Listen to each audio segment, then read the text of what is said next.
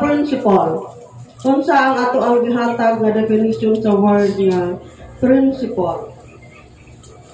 Fundamental truth. Fundamental truth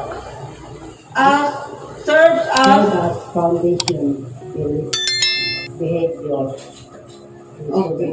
Mga kamatuoran or importante nga kamatuoran nga isip patukuranan sa ato ang pagtuo or pamatasan.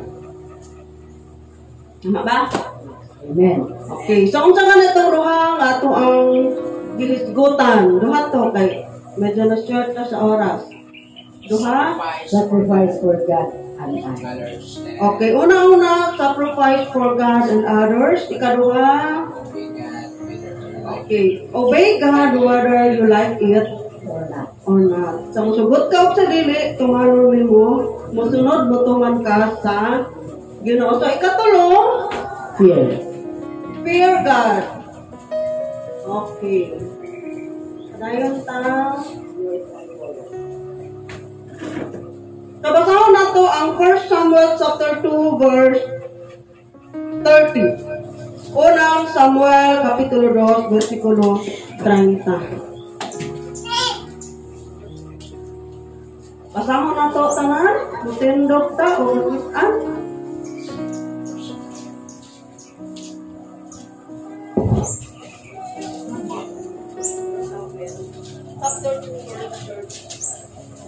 Unang Samuel kapitulo 2 versikulo 30. Kita na?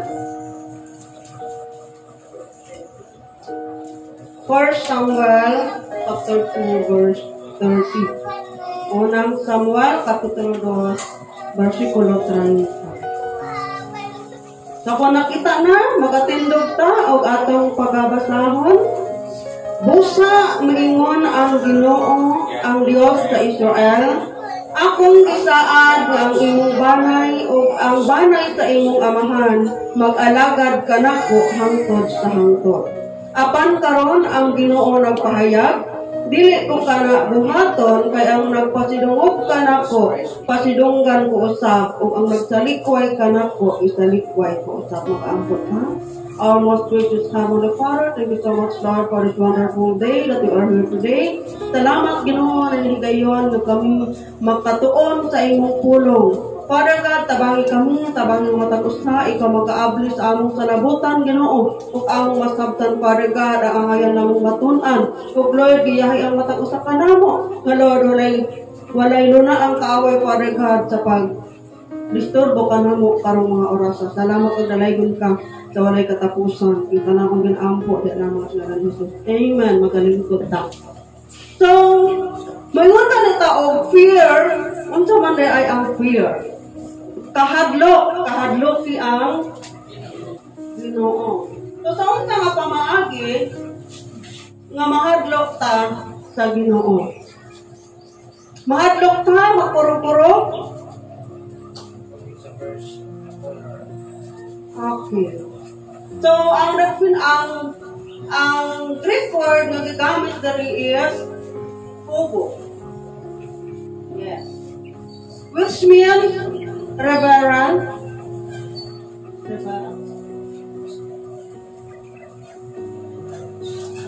Honor. O daghan pa. So, kana lang duha. So, when we say reverent, it is a form of high respect. Highest respect. Taas na pagrespeto. So, kung ingon ana ang definition, paano ba tayo matatakot sa Diyos? Mahadlok ba ta sa Ginoo tungod kay daotan siya? Kaya ba, anak man, mahadlok ko sa iya, oy, di ba? Yan naman kung mahadlok ta kay isog, mahadlok ta kay basta daghang tagmaharison nga mahadlok. Dili na ta moduol kay nahadlok ta. Di ba anak man pag usually mahadlok bulikay. So paano ba? Unsa man ang tama nga pagsabot nato nga mahadlok ta sa Ginoo?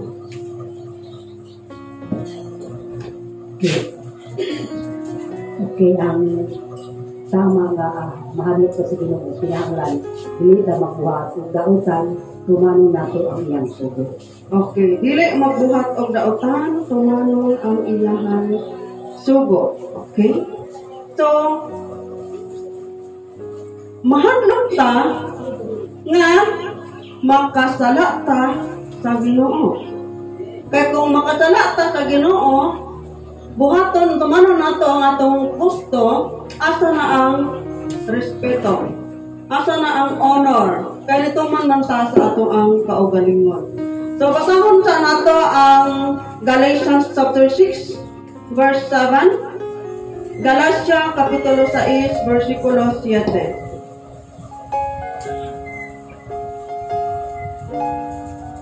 Palihog ko bata mga bata. Pabrik Bible. Kabalo naman sa mga basa.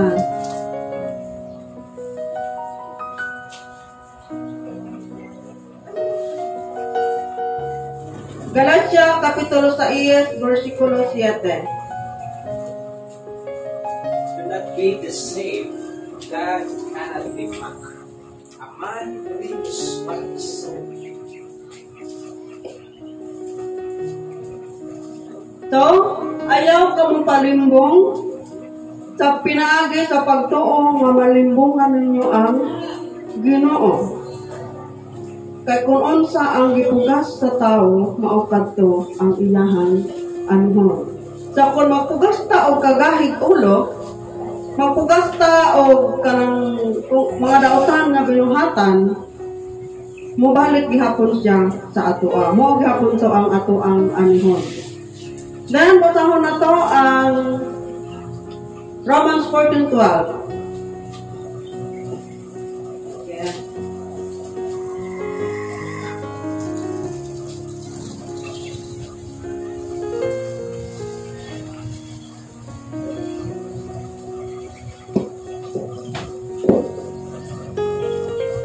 Romans 14:12. Sa imo ni ana ang matang kuna kanato magahatag kunyang husay ngadto sa Dios mahitungod sa iyang kaugalingon. Okay.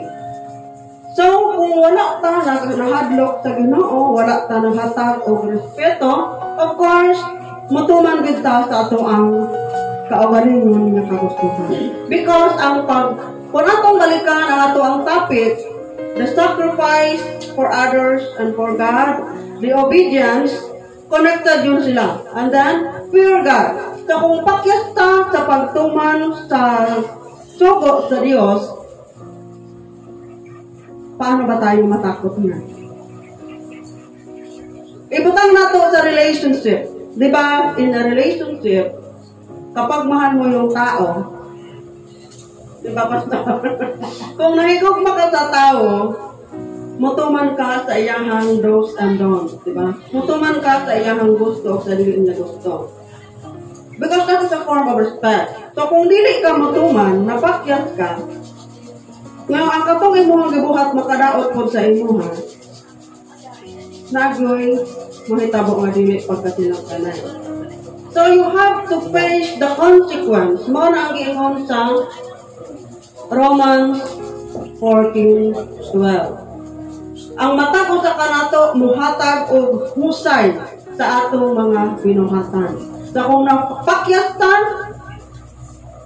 siyempre, makahimo man yung taong sala, kaya minsan, gisalikway, kumbaga, gisalikway na to ang mga balaod, ang mga tawagan, sugo sa Ginoo. Parehas anang do not sin, do not steal, sa 10 Commandments. Do not bear false witnesses. Kaya nalimtan mo na ito. So, napakyat ta, mo ang gingon sa Romans 14:12. Kung nagawa mo yun, you should be ready for the consequence. Muhatag ka o husay. So, para sa relationship, kung nag-away mo, andam ka. Andam ka kung unsa ang iyang reaction. No? So, fear God. Dahil sa atong gibasa kaganina 1 Samuel 2:30. Kanan sa mga igsoon, that was a promise of God. No? Kung atong basahon, saad ka na sa Dios ngadto kang Eli. Kung atong basahon ang tibuok chapter. Nga panalanginan niya ang tibuok banay. But since napakyas sila sa pagrespeto, pagtahod, ang gingon na din sa verse 30 sa kanang second phrase. Apan karon ang Ginoo nagpahayag, dili ko kana buhaton kay ang nagpasidungog kanako, pasidunggan ko usab, ug ang nagsalikway kanako, isalikway ko usab. So, failure to fear God, failure to obey God, unsay mahitabo? Base sa maong versikulo.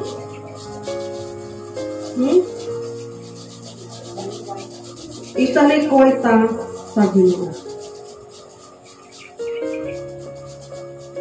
Kung sa inyong panag-uyab, panag-uban, mga magsiayon, sa inyong friendship, kung nakasala ka, na-adyoy gap na mahitabo. Na-adyoy misunderstanding na mahitabo. So, kung din sa atong relationship, if you fail to honor God, ang Ginoo isalikway ta niya. Una-una, dili literal nga isalikway nga di nagtatag doon, but it hinders the blessings na supposed to be para sa atoa. Kung basahon na to ng gikan sa verse 27. Kung basahon na to gikan sa verse 27, masabtan na to kung unsa ang bote pasabot. So, gingon din ha, ang nagpasidungog ka nako, pasidunggan ko usab, ug ang nagsalikway ka nako, isalikway ko usab. So, we should honor God in all the days of our life. Basin matingala ta usahay, grabe naman akong simba, grabe naman akong hatag, support sa simbahan, pero naman nga wala nga ako'y blessing. Igo-igo raman. Kanatay mga prinsipyo sa pagtubo nga atong nalaktawan. Dili man gud na sa sahari nga karong grabe na gud ang kanang mahadlok pa sa Ginoo nga nagkurog-kurog ka. Iba-ibang definition yon. Pero ang ingon na is to give respect to God. Respeto sa Ginoo. Ikaupat, number 4, parayong ta, trust God. Paano ba itong trust? Tali.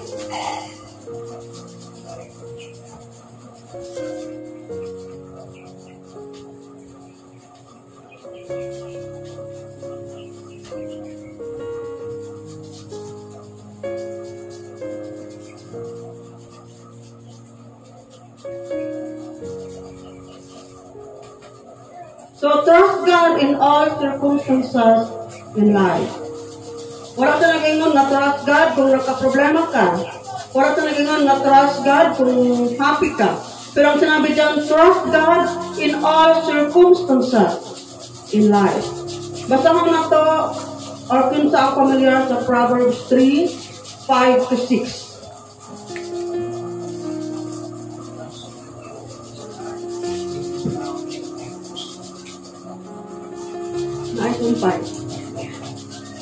Trust the Lord with all your heart and lean not in your own understanding, and He will make your path straight.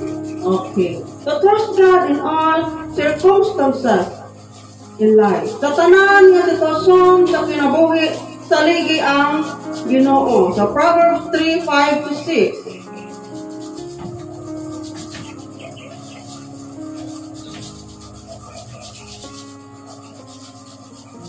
Sige daw, basahon daw nato sa Bisaya.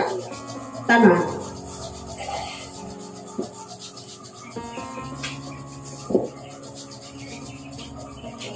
So, mag-exercise ka o baka? Proverbs 3:5-6.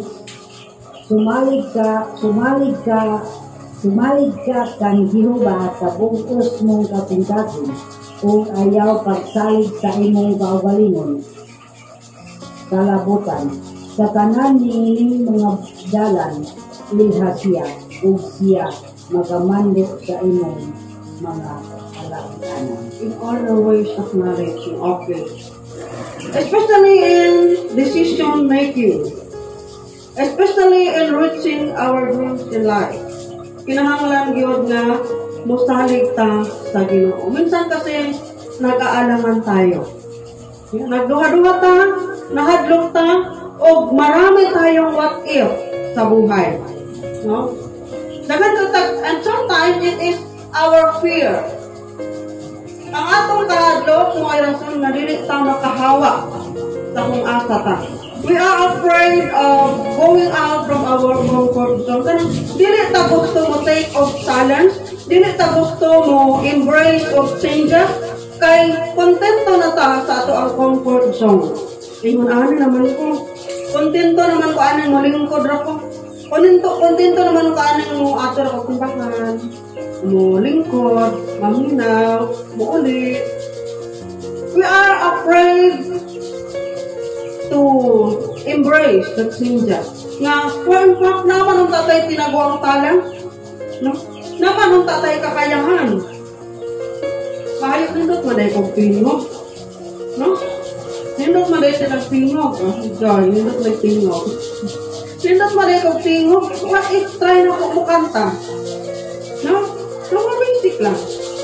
Kaya man din ako.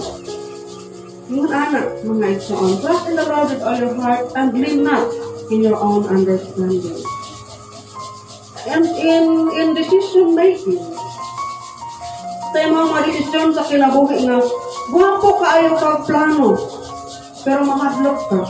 O sahay, guwapo kay kag plano, confident ka sa imong kaugalingon, pero wala na mag-acknowledge ang Ginoo. Ang resulta, palpak.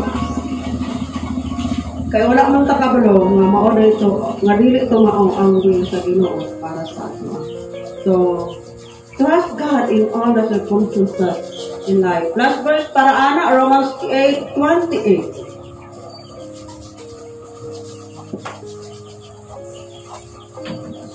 Romans 8:28, familiar na sa mga versikulo? All things work together for good to them that love God, who are called. Kaya nasayod kita ang Ginoo magapamuhat alang sa kaayuhan sa tanan nga nisalig o nahigugma kaniya. So kapag usahay ang ato ang plano, wala siya nag-work out. Ano man ko in real life, no? Ang ato ang plano, dili matuman, dili madayon-dayon. Palpakyat pirmi. Always see the bright side. Tanawa ang bright side. Naghandom tang daghan tag miyembro, nagdaghan nag-away-away. Always see the bright side of that. Tanawa ang bright side. Kaya ang Ginoo nagapamuhat alang sa kaayuhan ni atong nisalig og nahigugma kaniya. Okay? So, anak lang, pagpasan na to. Number 5. Last para karon, be humble.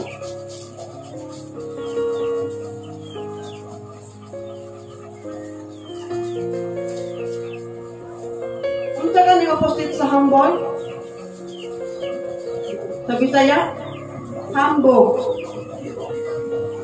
O kung dili ka humble in English, ang opposite anak sa Bisaya, humble. Yes. Basahan na ito ang Matthew 5, 3, o 5. Matthew 5, Kapitulo 3, o 5.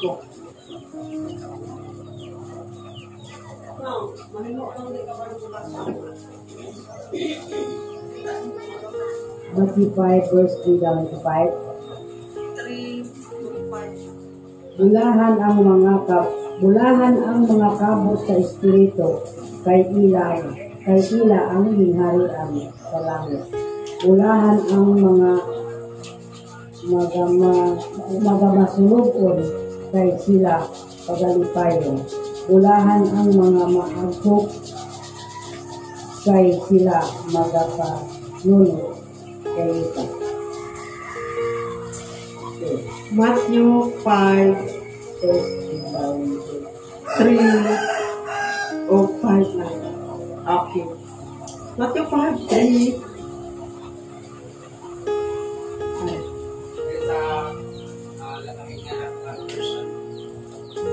Ilan na sila tapos sa mga putang na espiritual kay maangkon nila ang pag-aari sa Diyos. Ulahan ang nagsubok kay lipayon sila sa Diyos. Ulahan ang mapakupsano kay mangilaha. Okay. Sa verse 3, bulahan ang ila nga sila kabos sa mga butang.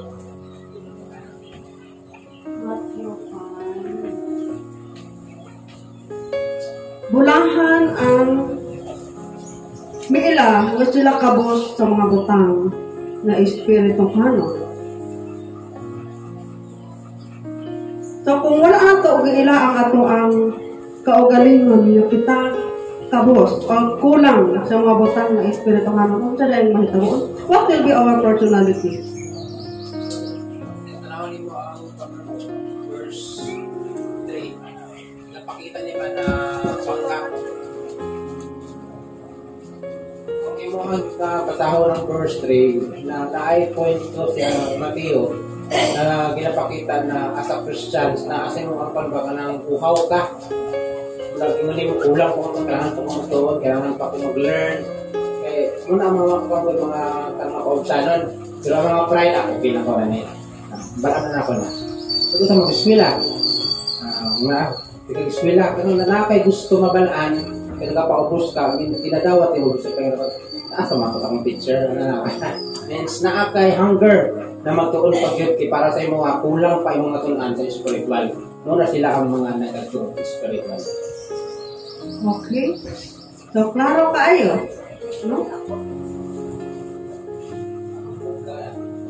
Kung hampok ka, magwali ang pastor. Kabalo kung kuha na pastor. Kabalo ang kuha na. Madawat ang mensahe. Pinablokan naman. Adunggan mo na ako, pastor. Ang Sunday school, kabalo na kuha na, ma'am. Okay. So, last verse para diha. Matthew 23:12. Lahi na ko rin mabasa. Okay? Ay, bawa ko, kabalo ka mabasa. Mateo 23:12.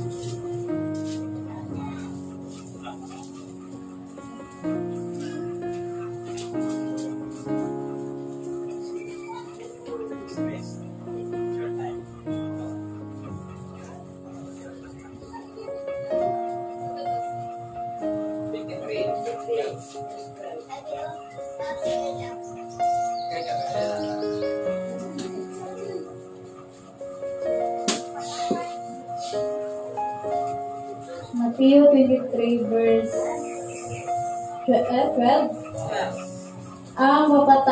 Ang magpataas sa iyang kaugalingon ipaubos ug ang magpaubos ipataas. Klaro kayo. No? Klaro kayo ang pulong. Nayon sa diha ang magpataas sa iyang kaugalingon ipaubos ug ang magpaubos ipataas. Naay usa ka kanang example. Kung ang tao magpaubos, there is no other way out than going up. If we humble ourselves, wala tayo laing dahanan nga paatuan, kundi ang mupataas. Pero kung mupataas ta, wa po tayo laing dahanan nga paatuan, kundi ang mahulog o magpaubos. So, din ha sa ato ang lesson, we should humble ourselves for us to see the kingdom of God. Kinahanglan ay paubos na ito ang ato ang kagalingon, kaya din ha sa ato ang pagpaubos, mas daghan taong matunan, o naapay room for improvement, o naapay room for growth para sa ato ang pagtubo. So, trust God in all circumstances. Fear God. Ang sa ka-tendency din sa ato ang trust God in all circumstances, kung dili ta mosalig sa Ginoo, nisalig ta sa ato ang kaugalingon, we fail to acknowledge the goodness of God. We fail to acknowledge the power of God in our life. Kaya kita naman ang muliho. Ang ato ang mga kaugalingon, ang ato ang gisaligan. Especially in ministry, sa pagpamuhat para sa Ginoo, kaya ko to, talent ko to. Ang mahitabo, walay espiritu. Ay wala man ang Ginoo nga muliho, pinaagi sa ato ang pagpamuhat. So, pangutana, kaya na si Pastor mo to ba? Pangutana. Ikadunga. Tinog takay, Sunday school.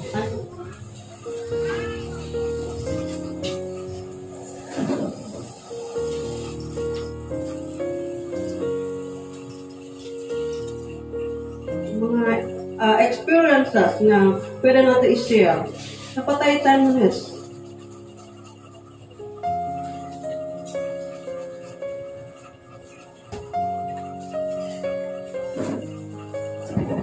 Dito ko sa God Fair na lang ko na-experience ang very God sa mahitabo sa ako ako alam mo explain lang na sa ako sa wala pa ko diya sa presensya sa Ginoo. Buhaton din ako angay na ko buhaton na ko kaya ito kahadlok sa Ginoo bisan sa diha. Pero sa kabalo ko nga naagid ang Ginoo. Naglikay ko sa mga dili na ayong buhaton. Ay nasabtan din ako. Kung padayon na nato ang pagbuhat o dautan, wala tayong nuna sa presensya sa Ginoo. Ma-feel na ko na anak ko kahadlok sa Ginoo. Hindi na ko mabuhat o dautan. Katong akong naagian, katong akong hihimo, murag ilabay na ako, isurrender na ako sa Ginoo. Kaya naan akong kahadlok sa Ginoo. Kaya katong hidabo ato, nagpatuyang ko sa akong kagustuhan, wala na halos, bisan na ako'y kwarta, waldas lang mo, kaya wala na kay kahadlok sa Ginoo. Pero ma-feel na ako na ko sa presensya sa Ginoo. Ang mga butang na supak sa Ginoo, ako lang isurrender sa Ginoo. Magpadayon ko, magbuhat. Isunod ko kung isa lang man ang akong play ko. Kaya. Okay, thank you so much. Naapa?